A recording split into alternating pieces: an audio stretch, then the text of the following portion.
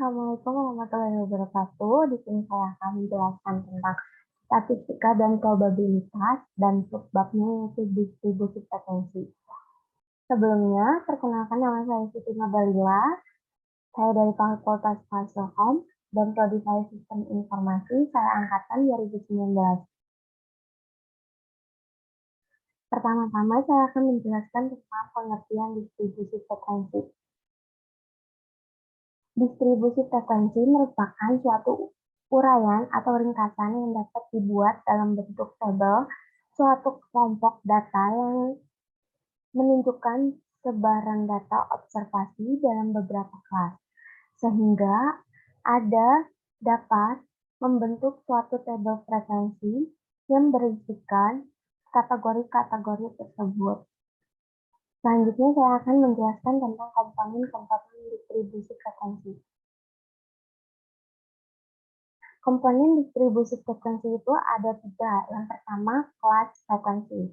Kelas yang dimaksud adalah kelompok yang ditentukan dengan perhitungan tertentu sehingga antar kelas memiliki aturan dan karakter yang sama. Kedua, ada batas kelas. Batas kelas merupakan nilai yang berada pada tepi bawah atau tepi atas suatu kelompok atau kelas. Dengan demikian, batas kelas terdiri dari batas kelas atas dan batas kelas bawah. Ketiga, ada interval kelas. Interval kelas merupakan seberapa lebar suatu kelas pada tabel distribusi frekuensi. Misalnya, sebuah kelas yang terbentuk 1-5, maka panjang kelasnya adalah 5. Selanjutnya saya akan menjelaskan tentang jenis-jenis distribusi frekuensi.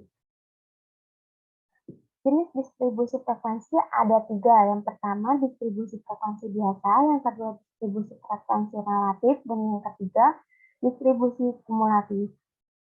Saya akan menjelaskan tentang distribusi frekuensi biasa. Distribusi frekuensi yang berisikan jumlah frekuensi dari setiap kelompok data. Distribusi frekuensi ada 2 jenis. Yang pertama, distribusi frekuensi numerik.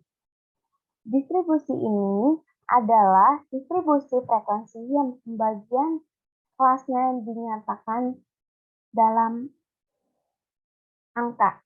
Yang kedua ada distribusi frekuensi pariwisata. Adalah distribusi pembagian kelasnya dinyatakan berdasarkan dorongan data yang ada. Contohnya ada di bawah.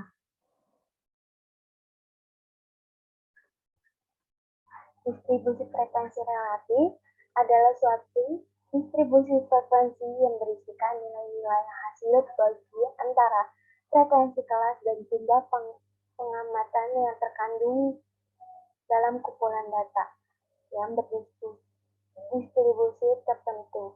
Distribusi frekuensi relatif dapat dirumuskan sebagai berikut.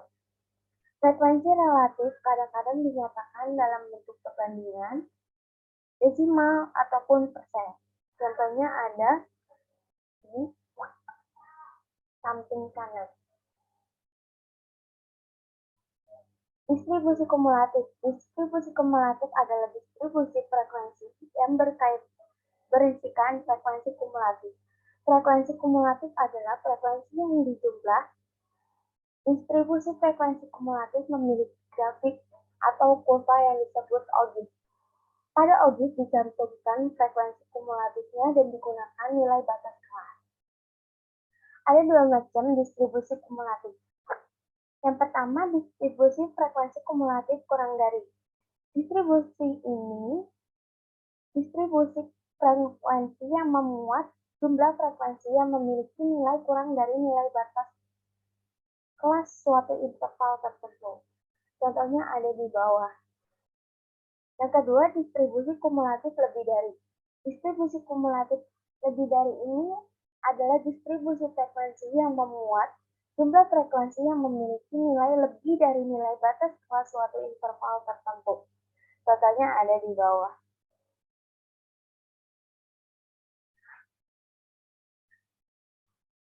Selanjutnya saya akan menjelaskan tentang langkah-langkah membuat tabel distribusi frekuensi. Yang pertama, Kita harus mengurutkan data. Urutkan data dari yang terkecil hingga yang terbesar. Kedua, menentukan jangkauan R. Menentukan jangkauan dengan menggunakan angka terkecil dan mengurangkan angka terkecil dan angka terbesar. Yang ketiga, menentukan jumlah kelas atau K dengan menggunakan rumus K sama dengan 1 tambah 3,332 log N. Keempat, menentukan interval kelas dengan rumus sebagai berikut dan keterangan sebagai berikut. Kelima, menentukan frekuensi dengan menggunakan sistem turun, maka dapat disajikan dalam tabel distribusi frekuensi tersebut. Contohnya ada di samping kanan bawah. Beralih kita ke contoh soal distribusi frekuensi. Terdapat nilai ujian kelas 10 adalah sebagai berikut. Jadi kita harus ikuti langkah-langkah yang tadi. Yang pertama kita urutkan dari yang terkecil hingga yang terbesar. Setelah itu kita akan mencari jarak atau rentang R. Rumusnya adalah data tertinggi yaitu 90 dan dikurangi data terkecil yaitu 25. Hasilnya adalah 65. Menghitung jumlah kelas dengan rumus K sama dengan 1 tambah 3,3 log N. Hasilnya ada di bawahnya. Dan yang keempat, kita harus menghitung panjang interval kelas, yaitu P, dengan rumus sebagai berikut. Dan kelima, buatlah tabel distribusi frekuensi. Sudah ada juga contohnya di bawah ini. Selanjutnya adalah penyajian data tabel distribusi frekuensi. Ada dua cara penyajian tabel distribusi frekuensi. Yang pertama, tabel distribusi data frekuensi tunggal. Tabel distribusi frekuensi data tunggal adalah salah satu jenis tabel statis dan di dalamnya disajikan frekuensi dari data. Angka yang ada tersebut tidak dikelompok-kelompokkan.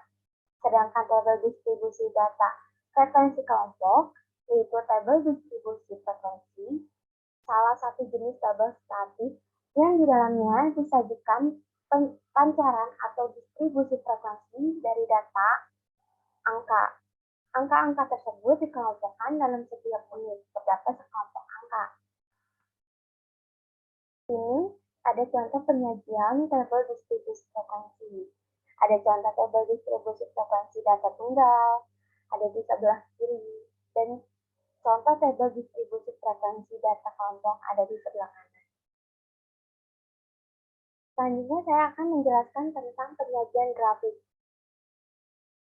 Penyajian grafik ada 4, yaitu histogram. Grafik histogram atau histogram frekuensi merupakan suatu grafik sepintas yang dibentuk di atas absis dengan menggunakan batas bawah nyata dan batas atas nyata yang berhimpit-himpit. Kedua, ada poligon. Poligon frekuensi adalah grafik garis yang menghubungkan nilai tengah dari setiap interval kelas. Agar ujung kiri dan kanan tertutup, maka perlu ditambah satu kelas pada kelas pertama dan satu kelas lagi sesudah kelas terakhir dengan frekuensi masing-masing 0. Yang ketiga ada diagram pie.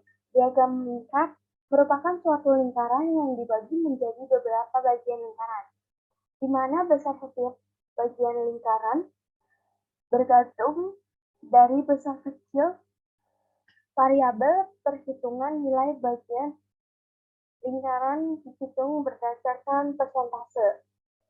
Yang keempat, OGIF.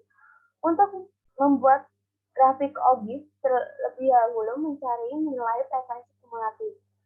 Sedangkan distribusi frekuensi kumulatif itu sendiri ada distribusi frekuensi yang nilai frekuensinya F diperoleh dengan cara menjumlahkan frekuensi demi frekuensi. Lebih jelasnya, histogram. Langkah-langkah membuat histogram yaitu buat absis atau sumbu X menyatakan nilai dan ordinat sumbu Y menyatakan frekuensi. 2. Buatlah skala absis dan ordinat. Yang ketiga, buatlah batas kelas dengan cara setiap bawah kelas dikurangi 0,5. 4. Membuat tabel distribusi frekuensi untuk membuat grafik histogram. Contohnya ada di sebelah kanan. Selanjutnya, poligon. Menentukan nilai tengah. Nilai tengah dapat dicari dengan cara menjumlahkan tepi bawah kelas dengan tepi atas kelas dari setiap interval kelas. Kemudian dibagi dua. Contohnya, kelas pertama adalah 25 ditambah 34 dibagi 2. Hasilnya adalah 29,5. Kelas kedua yaitu 35 ditambah 44 dibagi 2. Yang hasilnya 38,5. Untuk interval kelas lainnya dapat dicari dengan cara yang sama. Bisa dilihat di sebelah kanan.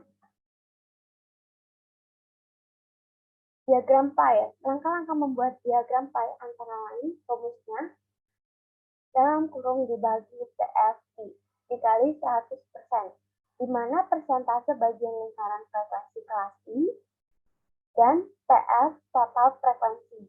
Contohnya, kelas ada 6 orang, TF-nya 65. Dan kita masukin ke rumusnya, yaitu 6 per 65 kali 100%, hasilnya 9,2%. Dan hasilnya ada di sebelah kanan. Yang terakhir ada objek. Distribusi frekuensi kumulatif dibagi dua, yaitu distribusi kumulatif kurang dari dan distribusi frekuensi kumulatif lebih dari. Langkah-langkah menentukan objek antaranya yaitu pertama menentukan nilai frekuensi kumulatif. Rumusnya F F ke 1 tambah F kedua ditambah F ke N, di mana F yaitu frekuensi kumulatif dan F ke N yaitu frekuensi setiap kelas. Yang kedua, menghitung frekuensi kumulatif positif dan negatif. Contohnya ada di sebelah kanan. Sekian dari saya, kurang lebihnya mohon maaf. Assalamualaikum warahmatullahi wabarakatuh.